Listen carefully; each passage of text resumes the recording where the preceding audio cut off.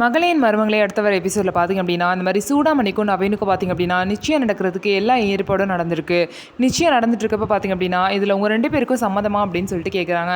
அப்போ பார்த்திங்க அப்படின்னா நவீனை கேட்கும்போது நவீன் என்ன சொல்கிறார் அப்படின்னா, எனக்கு கல்யாணம் பண்ணிக்க சம்மந்தம் தான், ஆனால் இந்த பொண்ணு வேணாம், எனக்கு துளசி தான் வேணும்னு சொல்லிட்டு துளசியை கை காமிக்கிறாங்க.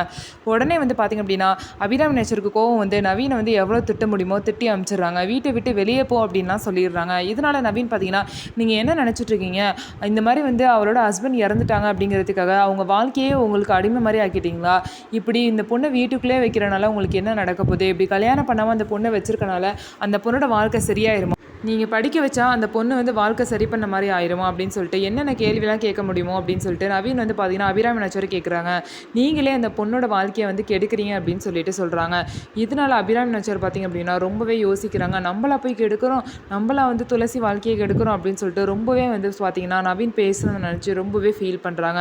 ஸோ இதுக்கப்புறமாவது துளசியோட கல்யாணத்தை பற்றி அபிராமி நச்சர் யோசிப்பாங்களா அப்படின்னு சொல்லிட்டு வெயிட் பண்ணி பார்க்கலாம்.